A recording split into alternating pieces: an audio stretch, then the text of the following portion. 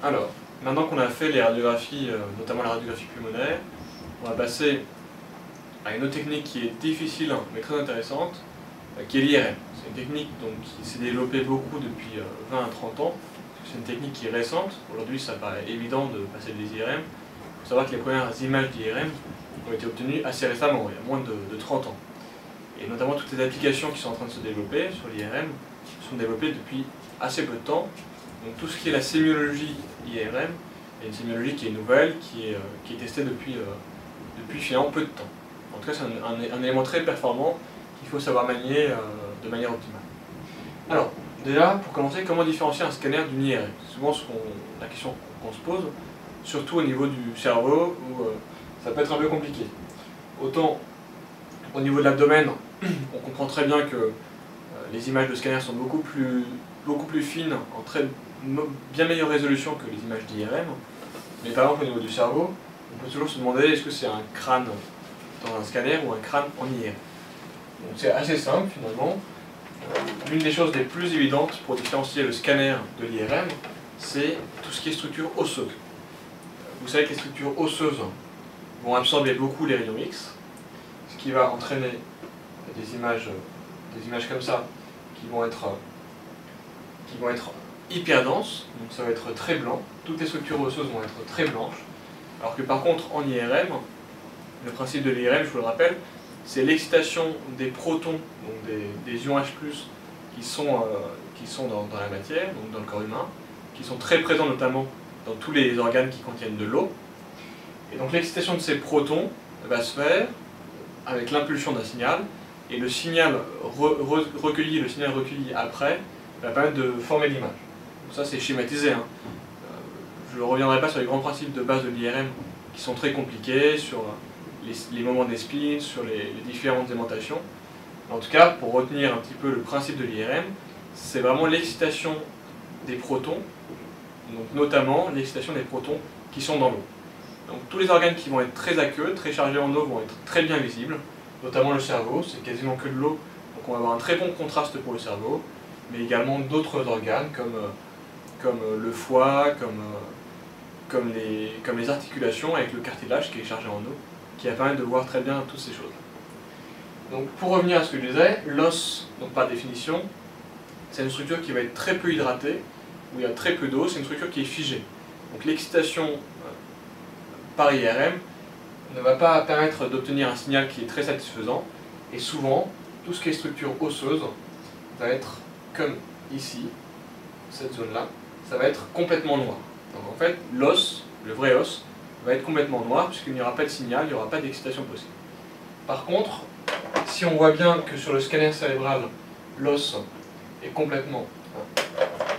Si on voit que sur le scanner cérébral, donc l'os est complètement compact et il est bien différencié, vous voyez que la couche d'os, on la distingue très très bien du reste. Autant sur une IRM, c'est beaucoup plus compliqué de voir vraiment la limite entre la peau. Je vous rappelle que la peau, c'est composé par de la graisse, donc c'est en hypersignal. C'est le fin liseré en hypersignal qu'on voit ici. Attention à ne pas confondre ça avec justement la voûte crânienne, avec l'os. Vraiment, ce qui est en hypersignal, c'est la graisse sous-cutanée, donc c'est le scalp.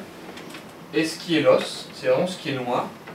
Et par contre, vous voyez très bien que toute la structure osseuse n'est pas complètement homogène, puisque au centre, vous voyez un petit liseré qui est en hypersignal, et qui correspond en fait à une couche graisseuse qui est entre les tables externes et internes de l'os de la voûte crânienne, et qui lui va être en hypersignal.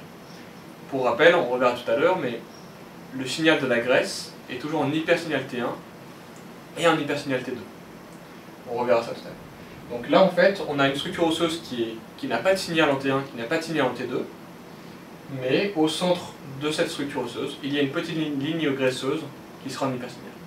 Donc attention, pour différencier un scanner cérébral d'une IRM cérébrale, vous pouvez vous aider très bien donc, de la structure osseuse.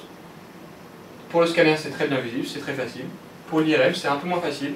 On verra souvent pas de structure osseuse, mais attention à ne pas confondre avec la couche externe qui est graisseuse ou la couche interne qui est également graisseuse. Les autres différences entre scanner et IRM sont plus fines, sont déjà un peu moins faciles d'emblée à mettre en évidence. Ça va être notamment le fait qu'on aura au niveau du cerveau, dans un scanner, un très mauvais contraste. Donc vous voyez qu'on ne fait aucune différence entre la substance blanche et la substance grise, entre le cortex et la substance grise. En pratique, on peut un tout petit peu faire une différence dans ces zones, par exemple. Alors qu'au niveau de l'IRM, on verra tout de suite beaucoup de contraste. C'est le principe de l'IRM, c'est le contraste. Donc là, on pourra très très bien mettre en évidence, ici, une limite entre le cortex, qui est blanc sur cette séquence, et la substance blanche, qui elle va être grise, qui est ici. Voilà. On va distinguer très bien notamment les noyaux gris centraux. Ça c'est le noyau lenticulaire. Le noyau lenticulaire qui se prolonge jusqu'ici. Et les noyaux codés qui sont ici. Les thalamus vont être là. Et tout ceci, c'est le ventricule, le troisième ventricule. Donc vous voyez très bien, différence entre le scanner IRM. 1, l'os. 2, le contraste, notamment entre le gris et le blanc. Et dernière chose, vous pouvez regarder les yeux. Les yeux sur le scanner vont être visibles de manière assez passable. Sur l'IRM, là, on n'a pas la bonne coupe. Mais sur une séquence en T2, vous verrez les yeux qui flasheront, qui seront entièrement en hypersignal, puisque c'est de l'eau pure. Donc ça, c'est un très bon élément également. Donc, première question, comment différencier scanner d'IRM? Deuxième question, quelles sont les différentes séquences en IRM? C'est toujours la question qu'on se pose. Et comment les distinguer? En fait, en préalable à la découverte des différentes séquences, il faut retenir ce principe de base qui est justement que l'IRM est basé sur l'excitation des protons. Donc c'est vraiment l'eau qui va être à rechercher en premier. Sur une IRM, avant de commencer à interpréter, c'est un peu comme les critères de qualité sur une radiographie. Il faut savoir, il faut repérer où est l'eau pour savoir dans quelle séquence on est. Donc très souvent vous me direz c'est marqué séquence T1, séquence T2, etc. Mais c'est bien de savoir repérer soi-même quel est le type de séquence pour être critique par exemple sur ce qu'on va faire. Donc l'eau, toujours à repérer en premier, et c'est très simple puisque l'eau c'est l'élément de base de l'IRM. C'est toujours en hyposignal T1, donc ça va être noir, et toujours en hypersignal T2, et ça va être un hypersignal qui sera très franc. Donc quand vous voyez de l'eau, vous êtes sûr que c'est de l'eau, donc vous repérez ensuite si c'est une séquence T1 ou T2. Quand vous avez de l'eau, si c'est en hyposignal encore une fois c'est un T1, si c'est en hypersignal c'est un T2. Donc devant toute IRM, il faut toujours repérer le liquide afin de déterminer le type de séquence. Ça c'est très important. Après les autres types de signaux qu'on peut avoir sur l'IRM, c'est justement la graisse qu'on a vu tout à l'heure, ça va être en hypersignal T1 et en hypersignal T2, très souvent. Et on a des séquences spéciales, qu'on appelle des séquences avec saturation de la graisse, qui vont complètement supprimer le signal de la graisse.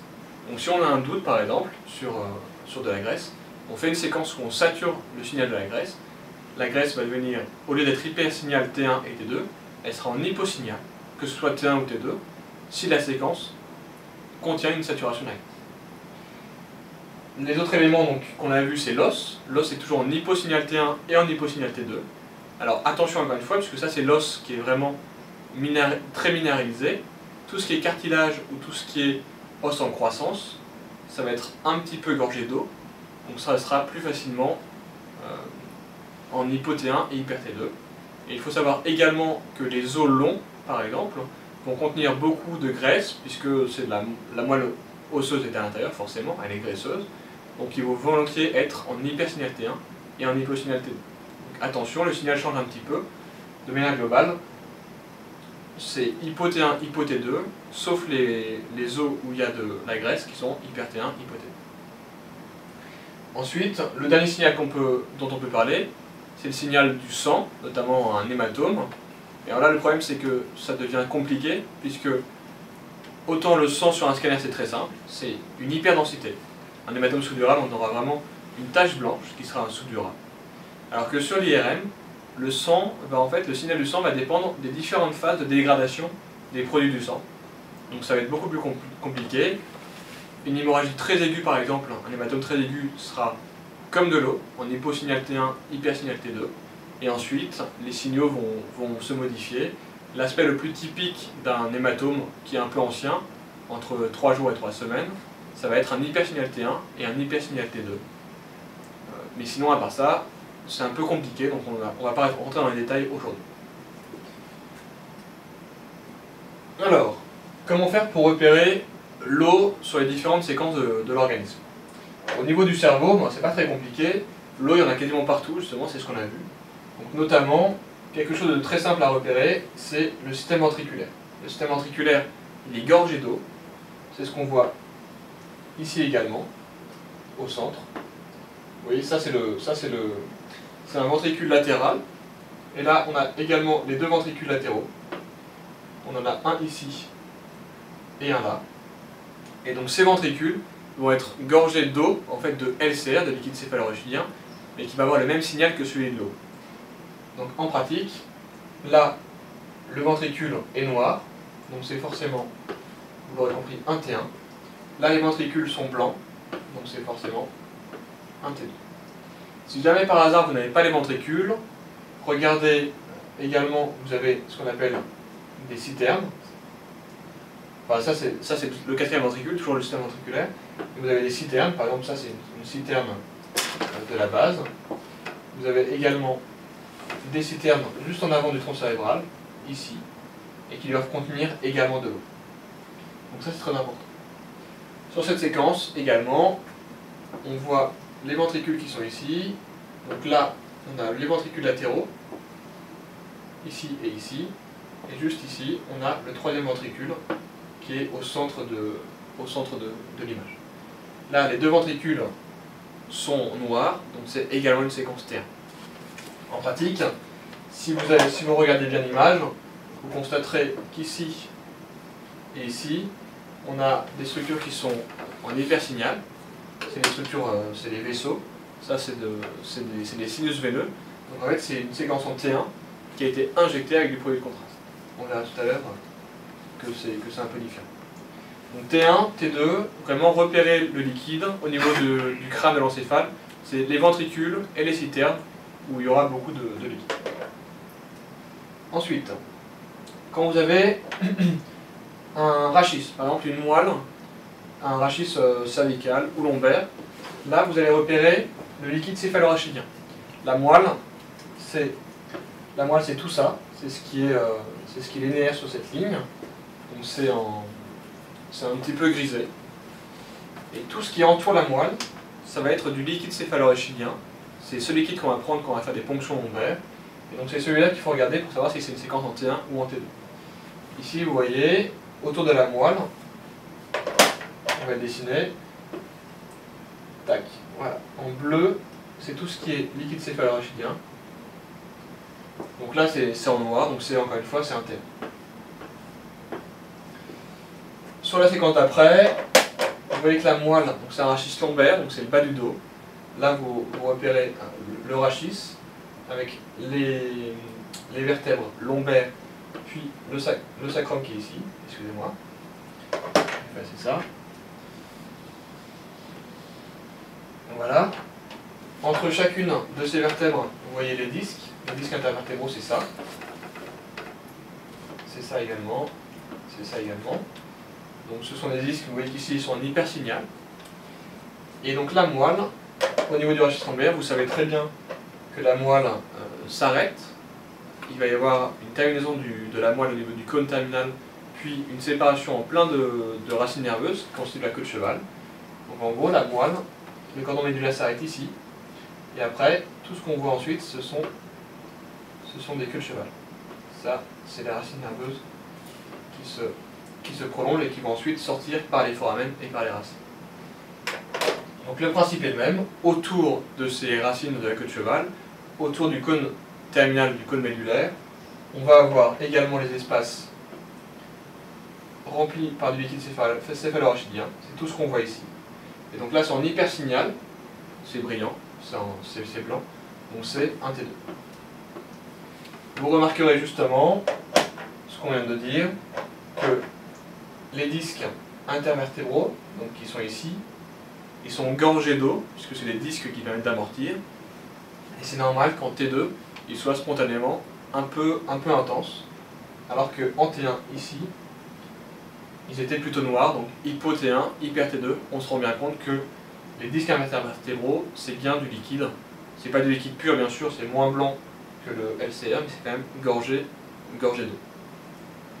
Ok. Pour mémoire également, vous voyez ici la graisse. Toute cette partie-là, c'est de la graisse, c'est des lobules graisseux. donc c'est en hypersignal en T2. Et ici vous voyez également que toute la zone qui est en arrière c'est également de la graisse. Je vous rappelle que la peau est entièrement sous-tendue par une couche de graisse. Hyper T1 et hyper T2. Donc vous voyez très bien que la graisse ne permet pas de faire la différence entre une séquence en T1 et une séquence en T2. Sur la dernière coupe, donc ça c'était des coupes en sagittal, ça veut dire qu'on a coupé le corps humain comme ceci, on a fait des coupes c'est comme si ça me coupait dans l'axe sagittal. Ça c'est une coupe axiale, donc les coupes axiales c'est on coupe vraiment perpendiculaire par rapport au corps humain. Ici c'est pareil, c'est la même chose. On va mettre en noir les structures qui sont osseuses. Donc ici vous avez le corps vertébral. Ici vous avez l'épineuse qui est là. Et ici vous avez les processus articulaires qui sont sur le côté. Ça c'est des processus articulaires. Là, pour ceux qui sont très forts, vous avez reconnu que c'était des racines nerveuses qui sont ici et qui sortent dans les foramen intervertébraux. À chaque niveau, les racines sortent par ce petit trou. Ici, vous aurez remarqué également qu'il y a plein de petits points qui correspondent également à des racines qui ne sont pas encore sorties. Là, on est au niveau du rachis lombaire, donc on est au niveau de la queue de cheval. C'est normal de ne pas voir la moelle, mais de voir uniquement des racines. Et donc, tout ce qui est liquide céphalorachidien, c'est donc tout ça, tout ce qui est au centre, c'est du liquide céphalorachidien. Et donc, vous voyez très bien que c'est, encore une fois, en hypersignal. Donc, celle-là, c'était également une séquence en T2. Voilà. Donc, j'espère que vous avez bien compris. T1, T2, l'eau c'est hyposignal T1, hypersignal T2. Il faut s'acharner à trouver l'eau. Et encore un dernier exemple pour vous dire où chercher de l'eau. Si vous avez une IRM du foie ou de l'abdomen, ça peut arriver, vous allez chercher l'eau également. Donc la vessie. La vessie c'est vraiment une cavité qui est gorgée d'eau pure. Donc vous verrez, si vous avez une IRM, ça flashera complètement, ce sera en hypersignal T2 si vous avez une coupe centrée sur la vessie. Et donc également en hyposignal T1. Sur le foie c'est un peu plus compliqué, mais vous avez par exemple la vésicule biliaire qui est gorgée d'eau, c'est ce qu'on voit ici. Là vous avez reconnu ici le foie, comme ceci. Donc la vésicule biliaire qui est en bleu et qui est du liquide également. Donc elle sera en hypersignal en T2 et en hyposignal en T1. Donc là, quelle séquence c'est? C'est très simple, encore une fois, c'est du T2. Vous allez me dire, ici aussi il y a un petit peu de liquide. Ça correspond à l'estomac. L'estomac qui est rempli, donc également il y a du liquide. Et ces structures-là sont également en hypersignal. Et ça correspond en fait à des structures digestives, à du côlon, où soit il y avait de l'eau naturellement, soit on avait opacifié le côlon avec de l'eau pour mieux voir les autres structures. Donc là, encore une fois, quelle que soit la zone où on est, toujours se repérer, chercher où il y a de l'eau, et une fois qu'on a trouvé où est l'eau, on sait si c'est un T1, on sait si c'est un T2. On va voir après qu'il y a d'autres séquences qui existent, notamment au niveau de l'encéphale, il y a beaucoup de séquences qui sont très particulières. Mais déjà, le T1 et le T2, c'est les deux séquences de base, et une fois qu'on a découvert ça, on peut aller plus loin. Alors, au niveau de l'encéphale, effectivement, il y a d'autres séquences qui sont utiles. Donc notamment, pour différencier un T1 et un T2, c'est pas aussi simple que ce que je viens de vous dire. Pourquoi? Parce qu'en fait, classiquement, donc les liquides seront en hyposignal T1 et hypersignal T2, ça je viens de vous le dire, mais le piège, c'est une séquence qu'on appelle la séquence Flair. La séquence Flair, c'est une séquence qui commence par fluid attenuation, et donc en fait, le principe de cette séquence, qui est très intéressante, c'est que c'est un T2 pour lequel on supprime totalement l'hypersignal des liquides. Vous allez me dire, à quoi ça sert de supprimer l'hypersignal des liquides? Parce que ça nous sert finalement. Et en fait, elle sert dans beaucoup de pathologies, parce que finalement, cet hypersignal des liquides qu'on voit en T2, il nous empêche de bien voir certaines anomalies, notamment dans une sclérose en plaques, où l'anomalie principale, ça va être plein de petits points qui seront en hypersignal en T2. Le problème, c'est que si jamais les ventricules sont toujours en hypersignal également, on va avoir du mal à repérer ces petits points sur l'IRM. Donc dans ces cas-là, on fait une séquence Flair, où on va supprimer le signal de l'eau, mais ça va ne supprimer que le signal de l'eau. Donc ça veut dire que tout ce qui est anomalie, qui est lié à une pathologie, notamment dans la CEP, va rester. Donc on aura comme un T2, avec toutes les anomalies qui vont avec, sans avoir le lot des ventricules, sans avoir l'eau du LCR, etc. Donc c'est une séquence qui est très utilisée en IRM, donc c'est bien de bien la connaître. Et donc du coup vous allez me dire, si on supprime le signal de l'eau, comment on fait pour repérer le T1 et le T2? Parce que comme on utilisait l'eau pour repérer le T1 et le T2, maintenant qu'on n'a plus l'eau comme repère, comment on fait? Donc pour l'encéphale, il y a autre chose qui permet de différencier le T1 par rapport à un T2 ou un flair. Le flair, finalement, c'est un T2, donc c'est la même chose que le T2, moins liquide, uniquement, c'est tout. Et en fait, la grande différence entre les deux, c'est ça, c'est que le T1 est anatomique, ça, quelle que soit la structure utilisée, que ce soit en encéphale ou ailleurs, le T1 va être très précis au niveau de la résolution et va être anatomique, donc va respecter à peu près, entre guillemets, les couleurs. Donc notamment, vous allez voir ici, tout ce qui est le plus loin dans le crâne, c'est le cortex, c'est composé de substances grises, et vous voyez qu'ici c'est une séquence T1, c'est la même séquence que tout à l'heure, et sur la séquence T1, qui est anatomique, la substance grise va rester grise, et la substance blanche va rester blanche. Donc là, je vous ai dessiné la substance grise, voilà, on peut aussi trouver ici, qu'on trouve en fait, elle va souligner l'ensemble du cortex, hein, puisque c'est le cortex. Et tout ce qui est autour, c'est de la substance blanche. Donc ça, c'est de la substance blanche, ça c'est de la substance blanche. Et vous voyez qu'ici, comme c'est une séquence en T1, la substance blanche est bien blanche, et le cortex, qui est de la substance grise, est gris. Donc séquence anatomique, les couleurs sont respectées. Par contre, dans la séquence en T2, ou en flair, c'est plus une séquence anatomique, c'est des séquences en contraste. Et donc là, on passe complètement dans l'inverse. On va inverser les couleurs. Donc le cortex, la substance grise, c'est celle qu'on voit ici. Vous voyez qu'elle est toujours grise. Mais la substance blanche, quant à elle, qui est là, va devenir complètement noire. Et en fait, c'est une inversion du contraste qui nous fait dire que la substance blanche devient grise et la substance grise devient blanche. Et ça permet de savoir si on est sur un T1 ou un T2. Donc là, typiquement, cette séquence, vous avez vu, on ne se pose pas beaucoup de questions. Les ventricules sont en hypersignal, c'est de l'eau, donc c'est forcément un T2. Ça, on est sûr. Si on avait la même séquence que ça, mais avec les ventricules noirs, on va en voir après, on est sûr que c'est un T2, puisqu'il y a une inversion gris-blanc, et on sait que le liquide a été supprimé, donc on sait que c'est un flair. Donc une fois que vous avez ces deux éléments en main, savoir repérer le signal de l'eau, et savoir dire qu'un T1 c'est anatomique, et un T2, ou tout ce qui est dérivé du T2, c'est le contraste, vous avez tout gagné, vous arriverez à découvrir quelles sont les séquences que vous avez devant vous. Donc là, par exemple, on a pris, encore une fois, un T2. Donc le T2, je vous rappelle, ça ne sert à rien de se poser trop de questions. Vous avez de l'eau qui est en hypersignal, c'est forcément du T2. Point. Ici, on va commencer à se poser des questions parce que on a le ventricule, ça c'est le troisième ventricule. Vous voyez ici les cordes ventriculaires qui sont là.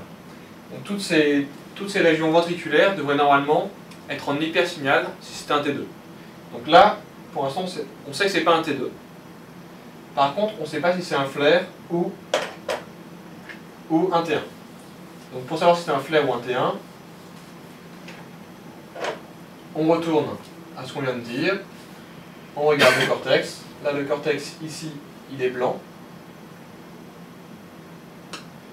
Alors que la substance blanche, qui est ici, est noire.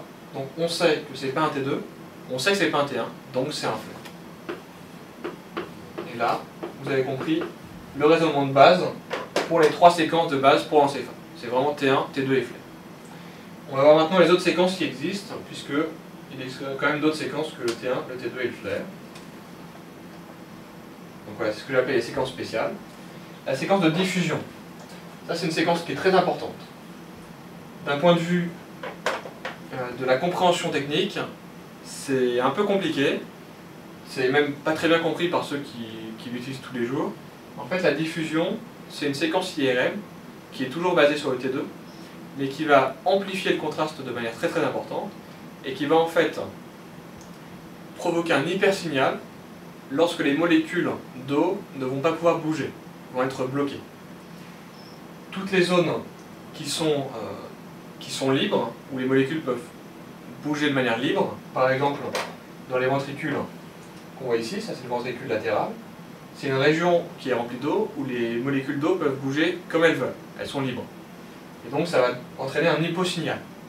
Par contre, dès qu'on a une région où les molécules d'eau vont être freinées, vont être bloquées les unes contre les autres, notamment le cas dans une ischémie cérébrale, dans un infarctus cérébral, là on va avoir un hypersignal qui va être majeur et qui va provoquer ce genre d'image qu'on peut voir ici.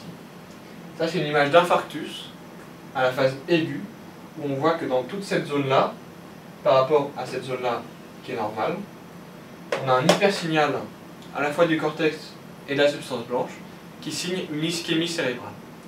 Et en fait, vous allez me dire, quel est l'intérêt d'avoir une séquence en diffusion, puisque sur les séquences en T2 et les séquences en flair, on aura les mêmes images plus tardivement, et surtout on aura ces images-là de meilleure qualité. Vous voyez que la qualité de la diffusion, c'est très moche. On a l'impression qu'on a pris un crâne, qu'on l'a pelé, et qu'on a brouillé un petit peu, qu'on a fait du Photoshop pour brouiller l'image. En fait, c'est parce que l'acquisition de l'image en elle-même est fondée sur des artefacts, et donc forcément, l'image est de moins bonne qualité. Et de toute façon, ce qu'on cherche, ce n'est pas la qualité, c'est avoir l'information, savoir s'il y a une ischémie ou pas. Et en fait, l'intérêt de la diffusion, au niveau encéphalique, c'est que c'est une séquence qui va être très très rapide dans la détection des infarctus. On va avoir les premières anomalies de signal du cerveau en diffusion dès la 30e minute après le début de l'infarctus. Alors que les autres séquences classiques vont mettre au moins 3-4 heures avant de commencer à être pathologiques. Le scanner, on n'en parle même pas, puisque lui, c'est bien trop tard quand on fait le diagnostic. Le scanner, souvent, c'est au moins 12-15 heures avant de voir les premiers signes. Et donc en fait, vous allez me dire pourquoi est-ce que c'est intéressant de diagnostiquer un AVC à la phase aiguë. En fait, c'est parce qu'il existe un traitement, la thrombolyse, un traitement qui va aller lyser le caillot qui provoque l'AVC, et ce traitement ne peut être donné au patient que dans les 4h30 après le début de l'AVC. Le mieux c'est dans les 3 premières heures, mais en tout cas, vous imaginez bien que si jamais sur l'IRM on voit les images pathologiques seulement à partir de 3-4 heures, on est déjà très tard par rapport à l'infarctus, et on va louper le traitement pour de nombreux patients. Cette séquence, c'est une séquence qui est très rapide, très précoce, très très sensible, et dès qu'il y a un infarctus, on va voir très très tôt qu'on a un infarctus, et on pourra donner un traitement rapide. Donc la séquence en diffusion, c'est une séquence très importante. Classiquement pour vous, elle doit servir à ça. La séquence en diffusion, ça doit être 1. Recherche d'un infarctus, principalement, et 2. Vous pouvez aussi retenir que dans tout ce qui est pathologie où il y a des abcès, on peut avoir un hypersignal égal. Pour le reste, oubliez, il y a d'autres choses qui provoquent des hypersignaux en diffusion, mais pour vous, retenez infarctus en numéro 1, l'abcès, éventuellement, mais c'est pas sur ça qu'on vous demandera de faire le diagnostic. La séquence en T2 étoile. Donc, la séquence en T2 étoile, elle est très intéressante également. C'est encore une séquence qui est dérivée du T2, donc c'est toujours le contraste qui est privilégié. Je vous rappelle, T1 égale anatomique, T2 égale contraste. Et donc le T2 étoile, c'est un peu comme la diffusion, c'est l'imagerie T2 qui a l'air beaucoup plus moche. Vous voyez, ça c'est l'image en T2 étoile. Là je vous ai mis un scanner pour comparer entre les deux. Donc le T2 étoile est très moche, vous voyez encore une fois, on ne voit pas du tout les détails, on n'est pas très joli. Mais elle a encore une fois un rôle très particulier, le T2 étoile, c'est qu'elle va être sensible à tout ce qui est variation magnétique. Et qu'est-ce qui donne des variations magnétiques? C'est le sang. Le sang il est très chargé en fer, donc ça provoque des perturbations dans le champ magnétique dans l'IRM. Et c'est tout ce qui est calcium, calcification, qui va également provoquer des perturbations dans le champ magnétique de l'IRM. Et ces deux choses, calcification et sang, vont provoquer, cette fois-ci pas un hypersignal, mais un hyposignal. Donc là, ce qu'il fallait voir, c'était ça. Ce qui est au-dessus, c'est intéressant, mais ça ne nous intéresse pas nous. Et cet hyposignal en T2 étoile, ça signe soit la présence de sang, soit la présence de calcification. Donc c'est très important. Si on veut voir par exemple s'il y a des saignements dans le cerveau, on fait une séquence en T2 étoile, on verra très facilement s'il y a du sang ou pas. Encore une fois, sur les autres séquences classiques, on pourra voir s'il y a du sang, mais de manière moins fiable, moins rapide, et on sera moins sûr de notre diagnostic. Ici, je vous avais mis le scanner pour bien vous montrer que sur le scanner, le sang c'est très simple. Le sang, c'est une hyperdensité qui est là, et c'est toujours comme ça. Sur l'IRM, en T2 étoile, ce sera toujours en hyposignal. Par contre, sur les autres séquences, comme je vous ai dit tout à l'heure, le signal va changer, donc c'est beaucoup moins facile de savoir s'il y a un hématome ou pas sur une IRM, sauf si on a une séquence en T2 étoile qui elle, est très spécifique. Là, vous revoyez très bien la différence entre scanner et IRM, la voûte crânienne, qui est très blanche en scanner, parce qu'elle est hyper dense, alors qu'en IRM, elle est tout à fait noire autour du cerveau. Voilà, donc diffusion T2 étoile, c'est deux séquences qui sont très importantes, qui ne donnent pas beaucoup d'informations, mais qui donnent des informations très fiables. Donc c'est très bien quand vous avez ces séquences. Alors, cette séquence, c'est une séquence qui est importante également, c'est ce qu'on appelle une séquence en TOF, en temps de vol. Donc c'est une séquence qui est basée, alors où on n'injecte pas de produit contraste. Ça c'est un peu particulier quand on ne connaît pas. On se dit mais comment est-ce qu'on peut voir des vaisseaux sans injecter de produit contraste? Parce que comment on peut voir des vaisseaux qui circulent? En fait c'est une imagerie, encore une fois, IRM, qui est basée sur le mouvement des molécules. Vous savez que c'est les molécules d'eau qui donnent le signal en IRM, et le sang est très chargé en molécules d'eau. Par contre, le problème des IRM avec le sang, les vaisseaux sanguins, c'est que les vaisseaux sanguins qui vont être excités, les protons du sang qui vont être excités, vont circuler et ne seront donc pas disponibles pour recevoir le signal, pour envoyer le signal à la machine. Donc en fait, le sang qui passe au moment où la machine envoie l'impulsion sera sorti de la machine au moment où la machine va recueillir l'impulsion. Donc autant pour tout ce qui est structure immobile, ça n'a pas de conséquences. Le cerveau, il reste à l'endroit où il est, donc on envoie l'impulsion, on récupère l'impulsion et le cerveau reste au même endroit. Autant pour les vaisseaux, par contre, on va avoir une absence de signal des vaisseaux dans toutes les séquences conventionnelles, puisque les molécules qui sont excitées seront sorties de la machine. Cette séquence en TOF, justement, ça permet de passer au-dessus de ce phénomène, en sélectionnant, au contraire, uniquement le signal des molécules qui vont disparaître ensuite. En fait, le recueil du signal IRM va se faire de façon très rapide. Comme ça, les molécules du sang qui vont être taguées, qui vont être sélectionnées entre guillemets, vont être tout de suite recueillies. Le signal va être tout de suite recueilli.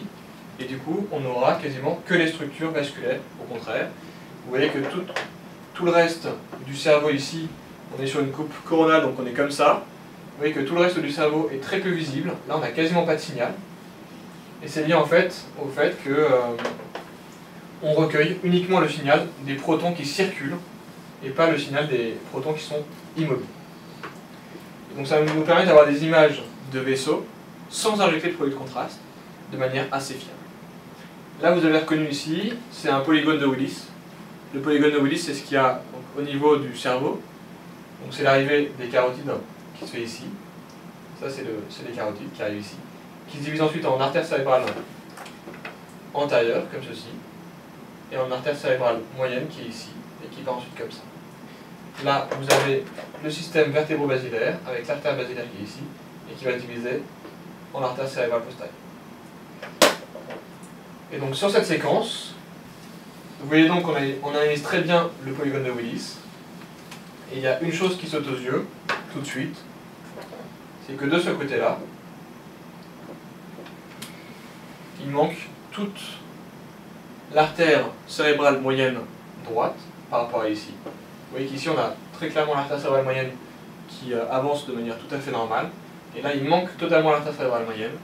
C'était la cause de l'infarctus qu'on vient de voir juste avant, c'est-à-dire qu'il y a un thrombus, un caillot qui s'est mis ici, et qui empêche le sang de circuler derrière, ce qui provoque donc qui empêche d'avoir un signal IRM. Donc là on a le diagnostic, on sait que le patient a fait un AVC, on est très tôt, moins de 3 heures, et on sait que le patient a occlu son artère cérébrale moyenne, donc on va lui donner un produit pour la revasculariser. Les séquences injectées, c'est très important également. Comment reconnaître une séquence injectée d'une séquence non injectée? Alors déjà, les séquences injectées sont souvent faites sur le T1, pas toujours, donc attention, c'est pas un critère majeur, mais souvent c'est fait sur le T1. Donc là, je vous rappelle, le T1, le cortex est bien gris, la substance blanche est bien blanche, donc on est bien sur le T1. Il n'y a pas de hypersignal dans les ventricules, donc on est toujours sur le T1. Très bien. Comment repérer donc une séquence injectée? Ça va être très simple, on va repérer tout ce qui est structure vasculaire, et elles vont se rehausser. C'est-à-dire, ici, ça c'est le sinus longitudinal supérieur, ou sinus sagittal supérieur. Juste en avant, on a le sinus droit, qui est ici. Et sur les côtés, vous avez plein de petits vaisseaux qui sont là, qui vont se mettre dans les sillons corticaux, ici également, et qui vont s'opacifier. Là également, vous avez un autre sinus qui est là, et qui va prendre le contraste qui va s'opacifier. Si jamais vous avez une coupe au niveau des fosses nasales, il y a un autre élément qui est très important, qui est très facile à voir, c'est que la muqueuse du nez va prendre le contraste de manière très importante. Donc si vous mettez un T1 et un T1 injecté côte à côte, vous verrez une prise de contraste majeure des muqueuses du nez. Et en fait, une fois que vous avez repéré toutes les structures vasculaires, vous voyez très vite si c'est injecté ou non. L'injection, elle sert à quoi? Elle peut servir à identifier les vaisseaux, mais on a vu que les séquences TOF permettaient également de le faire. Elle permet surtout de voir si il y a ce qu'on appelle une rupture de la barrière hémato-encéphalique. Je vous rappelle que dans le cerveau, le sang est complètement isolé de l'encéphale par les différentes couches de cellules portantes des astrocytes qui bordent les vaisseaux sanguins.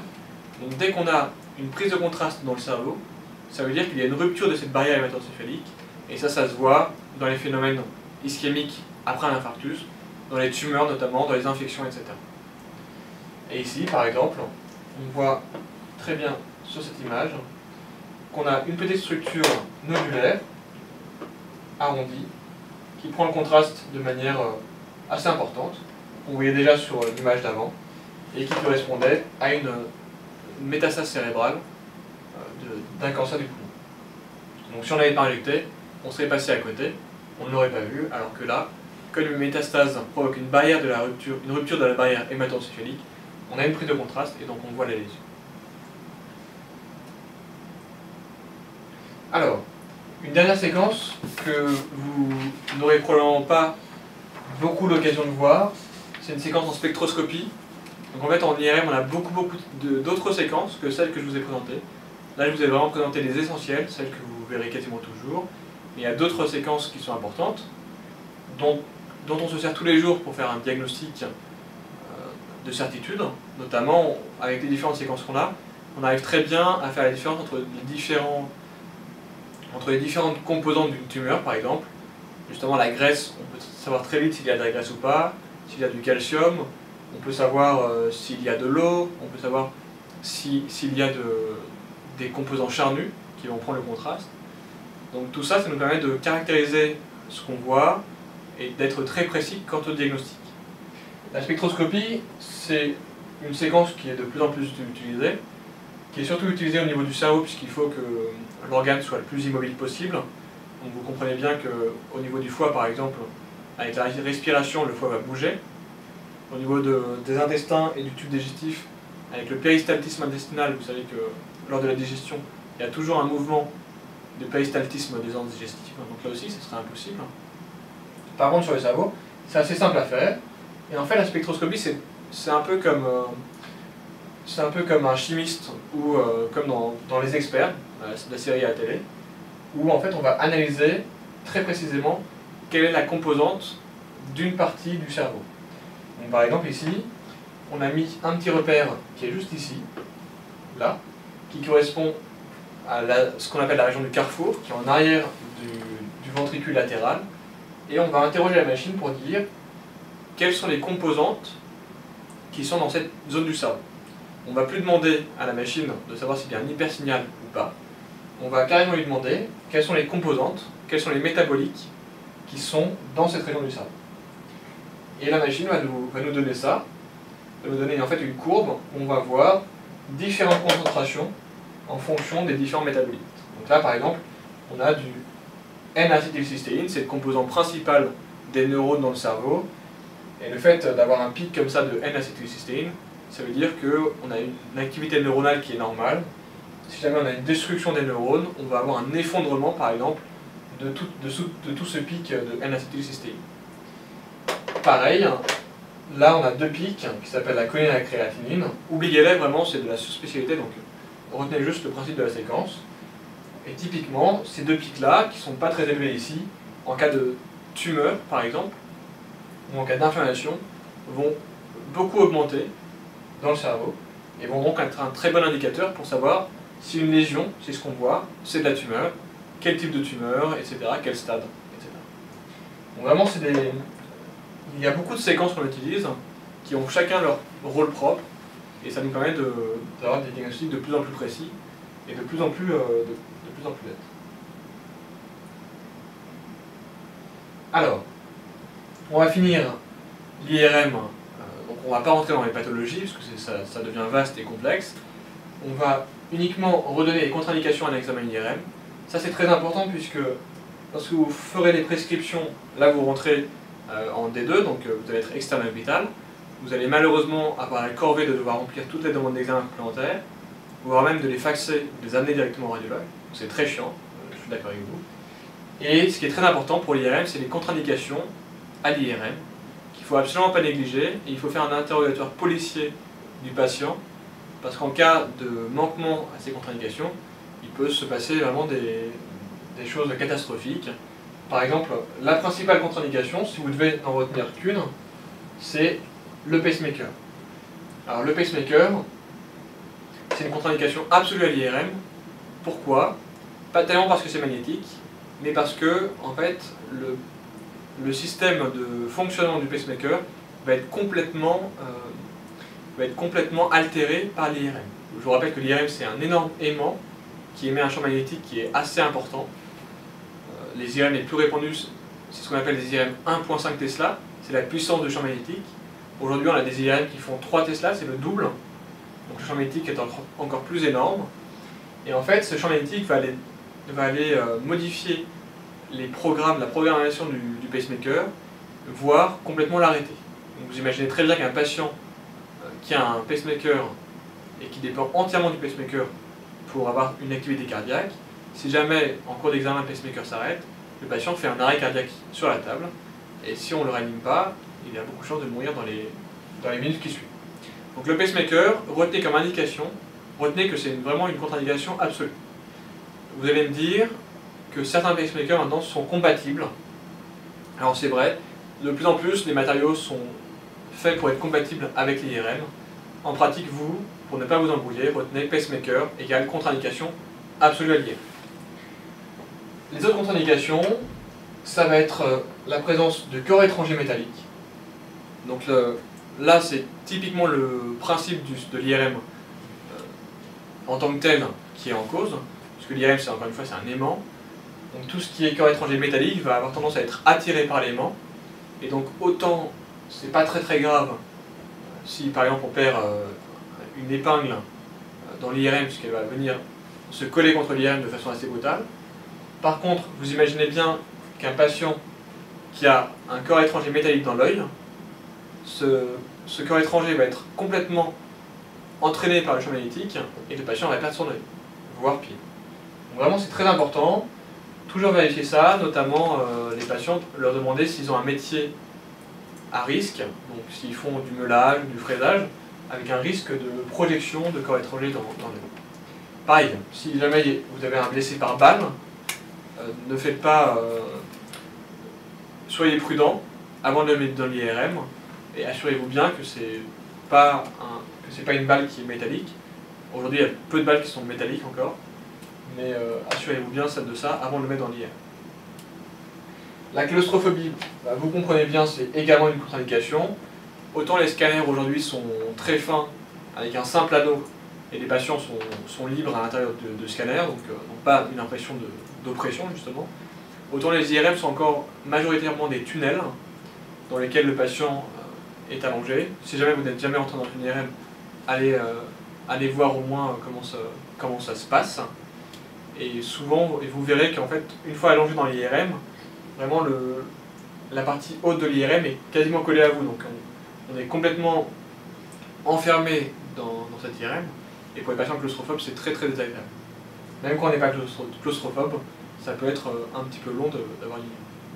Les IRM récentes ont tendance à être plus ouvertes, ou en tout cas avoir plus d'espace, ce qui permet d'être plus tolérable pour les claustrophobes.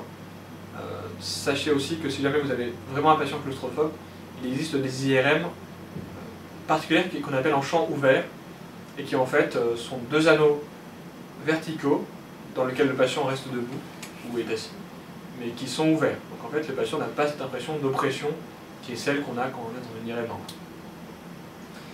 La chirurgie récente, oui, mais c'est pour la même raison que pour les corps étrangers magnétiques. C'est en cas de matériel ferromagnétique, c'est toujours gênant d'aller mettre un patient dans l'IRM. Imaginez par exemple un chirurgien qui vient de faire une suture avec du matériel magnétique ou qui a mis des clips. Si jamais on passe le patient tout de suite dans l'IRM, il y a beaucoup de chances que le clip bouge et soit modifié. Imaginez notamment dans le cadre du traitement d'un anévrisme, si jamais vous mettez le patient dans l'IRM, les clips ou les coils vont bouger et ça peut permettre de reperméabiliser l'anévrisme avec des conséquences catastrophiques. Donc attention à ça. Et enfin, l'agitation, bien sûr, c'est une contre-indication relative. Donc souvent, il suffit d'aller voir le patient, de le calmer un petit peu pour avoir un examen de bonne qualité. Parfois, il faut même aller jusqu'à l'anesthésie générale pour faire des IRM, notamment chez certains enfants en bas âge. Il faut les anesthésier complètement pour arriver à faire une IRM. Donc voilà, ce sont les contre-indications principales. Retenez surtout le pacemaker, même si vous verrez dans les livres et dans la pratique courante, certains pacemakers sont compatibles. Retenez quand même que c'est une contre-indication majoritaire.